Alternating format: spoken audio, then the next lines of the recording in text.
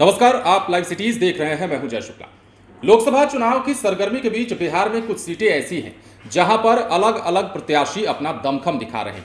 कई सीटों पर त्रिकोणीय मुकाबला है, कई सीटों पर फेस टू फेस फाइट हो रही है, तो कई सीटों पर कुछ ऐसे प्रत्याशी मैदान में हैं जिनको पहली बार में ही लोगों का अपार समर्थन मिलता हुआ दिखाई दे रहा है।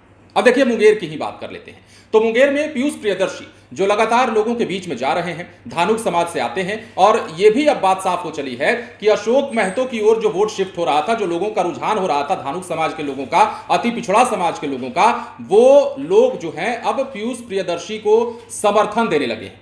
पीयूष प्रियदर्शी धानुक समाज से आते हैं, जैसा कि हमने आपको बताया, और निर्दलीय कैंडिडेट के तौर पर मुंगेर में ताल ठोक रहे हैं। अब कैसे जो लोगों के बीच पीयूष प्रियदर्शी जा रहे हैं, कैसे मुलाकात कर रहे हैं और लोग उन्हें देख करके कैसे वाह वाह कर रहे हैं, ये तमाम तस्वीरें ये तमाम बातें आप इस तस्वीर को, इस वीडियो को देखकर समझ पाएंगे। जरा देखिए।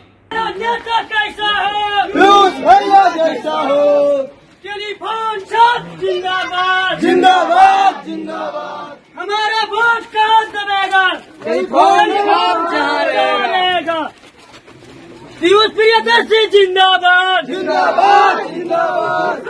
आपने एक्सपेक्टेशन रहेगा कि इसमें जो है हर बार तो देंगे अपराधी और बाकी सामंतवादी को, तो यूथ के जो कीजिए, क्योंकि देखे रहे हैं और बाकी न्यूज में लगातार चल ही रहा है। अगर आप लोग पुश कर जाए तो हम निकल जाएंगे यहाँ से। बाकी हम बम्बई से पढ़ के आए हैं, लंदन से इंटर्नशिप किए हैं सोशल वर्क में, और राजनीतिक शास्त्र दिल्ली यूनिवर्सिटी से किए हैं, और लगातार हम समाज में ही सक्रिय हैं।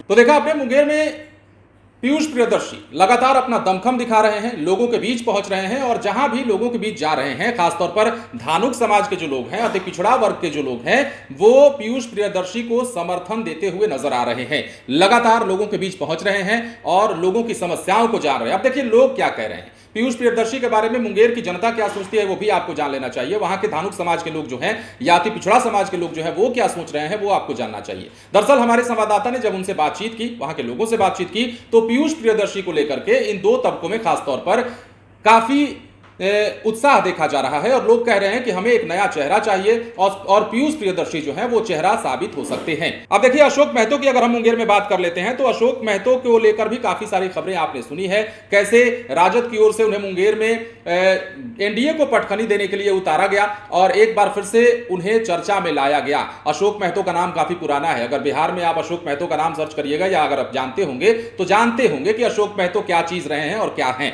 अब देखिए, अशोक महतो की ओर जो वोट शिफ्ट हो रहा था, या जो लोगों का समर्थन जा रहा था, वो अब पीयूष प्रियदर्शी को मिलने लगा है। पीयूष प्रियदर्शी अति पिछड़ा समाज, धानुक समाज से आते हैं। वे पिछले 6-7 महीने से लगातार लोकसभा सीट पर अपनी तैयारी में लगे हैं। इतना ही नहीं, पीयूष प्रियदर्शी जो मुंबई से पढ़कर आए हैं, धानुक समाज के नेता हैं, धानुक समाज ने भी अपना आशीर्वाद इन्हें मुंगेर में देना शुरू कर दिया है।